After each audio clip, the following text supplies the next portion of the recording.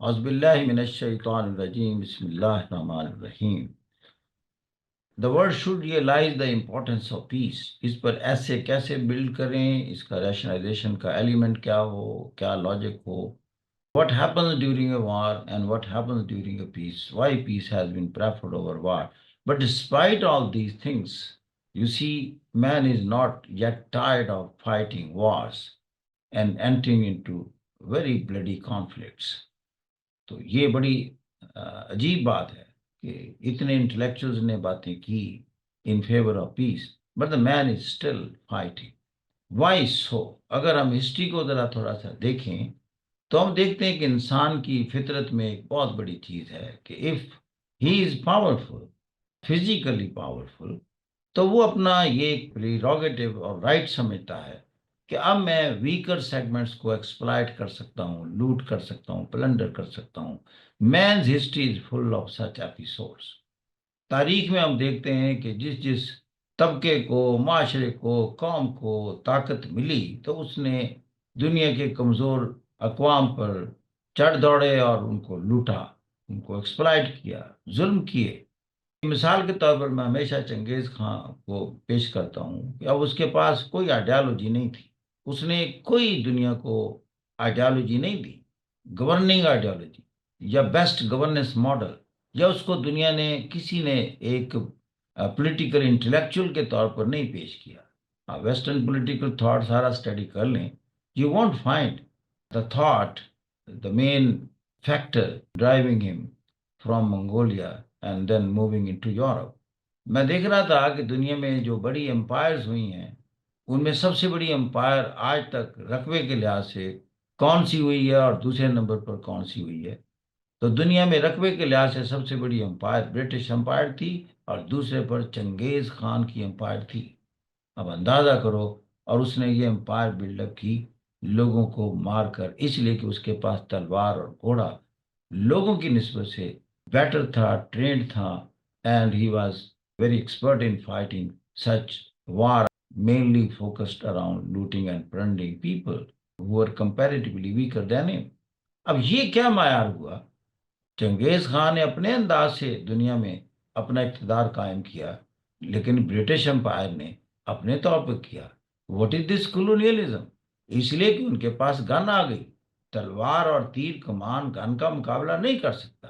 تو جب Christopher Columbus نے toward end of the 15th century اس نے جب میراکاز کو ڈسکور کیا تو سارا یورپ پل پڑا ان پر. اس نے بتا دیا کہ they don't have the gun with them.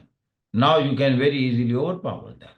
لاکھوں ریڈ انڈینز کو مار دیا، لیٹن امریکہ میں مار دیا.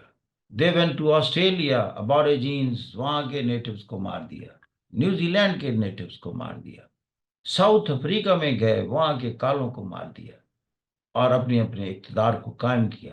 کیا مورل جسٹیفیکیشن تھی! اور جتنا یہ بلڈ شیڈ ہوا اور پھر کچھ کو چینز میں بند کر کے لے گئے اور امریکہ کے بازاروں میں فروخت کیا اور ہمیشہ کے لیے اپنے غلام بنا لیا، اور ان کی نسلیں تک وہی سلیوری میں پلتی تھی. کس نے یہ رائٹ دیا؟ کیا مورل جسٹیفیکیشن تھی؟ What was the human respect and human dignity with them? No, nothing at all. اس وقت کی کرنسی یہی تھی، ایک ہی کرنسی تھی کہ آپ کتنے طاقتور ہیں، آپ کو حق حاصل ہے. موجودہ دور میں تھرڈ ورلڈ اور ڈویلپ ورلڈ کا فرق کیا ہے؟ تھرڈ ورلڈ ابھی اسی ادوار میں ہے کہ معاشرے کے طاقتور طبقات کو ہی استحقاق حاصل ہے اس ملک پر حکمرانی کا، یہ اس کے ریمننٹس ہیں. اور ڈویلپ ورلڈ کسے کہتے ہیں؟ کہ طاقت کو نہیں، انٹلیکٹ کو یہ مقام دو کہ وہ حکمرانی میں چلی جائے. ایک طرف گن اور مسل اور دوسری طرف انٹلیکٹ. یہی ایک جنگ ہے.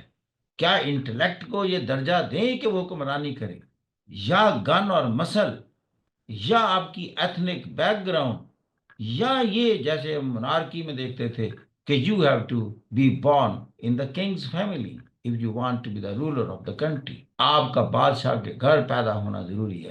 تو these were the criterion in the past. جو انسان نے ترقی کی، ترقی سے مراد یہ کہ انٹلیکچوئل پروگریس، جب اس نے سوچنا شروع کیا کہ what are these standards or criterions to rule the world. کہ آپ کے مسل اسٹرانگ ہوں یا آپ کے پاس تلوار ہو تو then you have the right to plunder even. کوئی پولیٹیکل تھاٹ میں جسٹیفیکیشن آپ نہیں تلاش کر سکتے. جتنے بھی آپ ویسٹرن پولیٹیکل فلاسفر اسٹڈی کر لیں, who gave them this right, the sheer power. اور اس کے لیے جتنا بھی بلڈ شیڈ ہو, that was justified. کسی نے نہیں کہا کہ انٹلیکٹ should rule. پھر کیا ہوتا ہے, یہی ساری کلونیل پاورز, یہ لوٹرز اور پلنڈرز جنہوں نے دنیا کے را مٹیریل کو اپنی ذاتی جائیداد سمجھا ہوا تھا اور لوٹ اور پلنڈر سے اکٹھا کر کے لے جاتے تھے, اپنی انڈسٹریز میں بناتے تھے اور فنش گڈز کو پھر اپنی اپنی کالونیز میں فروخت کرتے تھے. سارا یورپ امیر ہو گیا. پھر ان میں آپس میں ان کی جیلسیز, کنفرنٹیشنز اسٹارٹ ہوئی and they started fighting Umang themselves کہ who has the right to rule the world now. Decisions have to be made by the power, not the democratic values, certain moralities or the human rights. ان کا کوئی تعلق دور کا بھی واسطہ نہیں تھا. There was first world war and there was second world war. یہ سارے لوٹرز and plunderers they were involved in that. 30 سالہ جنگیں ہیں, 17 سالہ کنٹینیوس جنگیں ہیں بٹوین فرینچ اینڈ برٹش. وار میں جو چیز سب سے زیادہ امپورٹنٹ سامنے آتی ہے, that is the destruction, total destruction. کس شکل میں؟ دا لاس of life and property.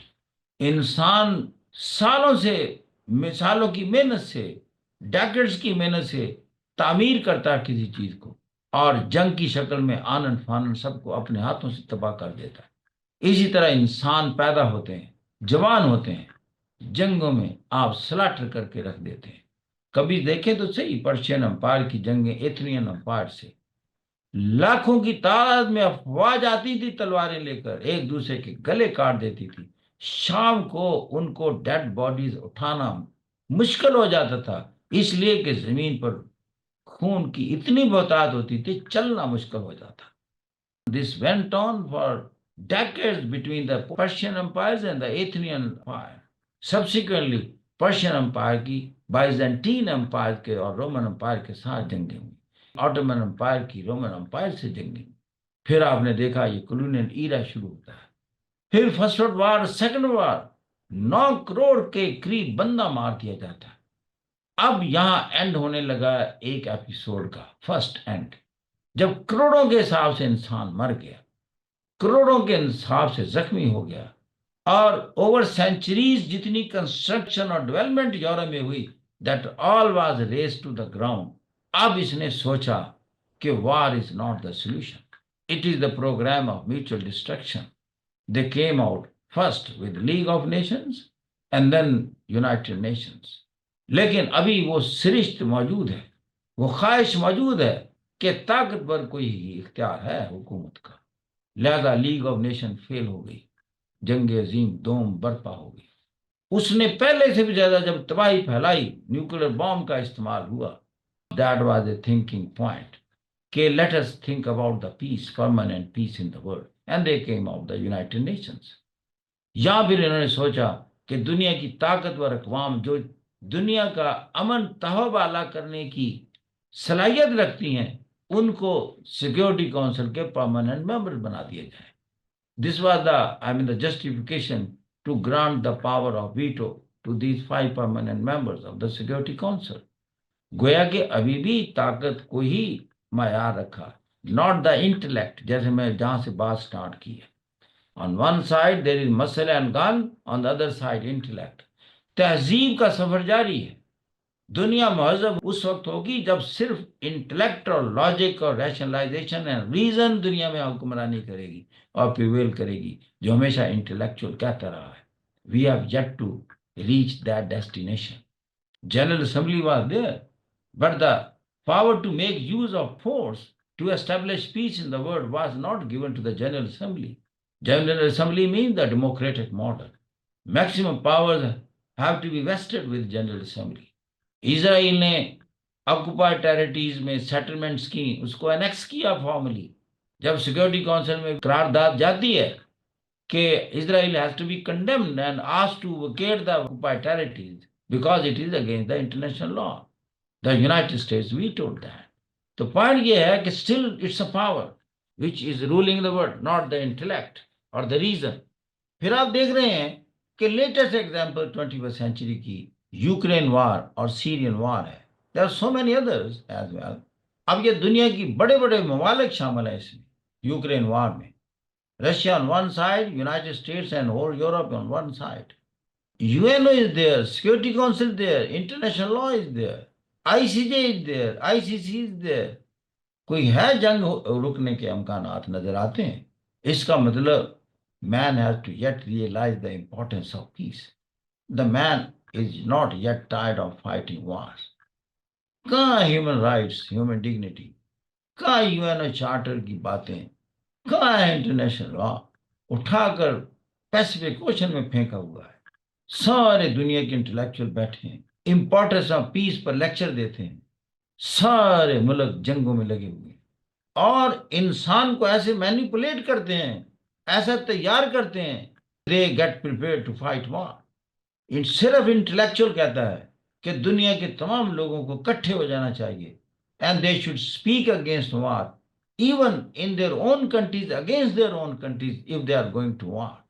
And the issues has to be resolved on the negotiation table according to the international law by the consensus of the General Assembly.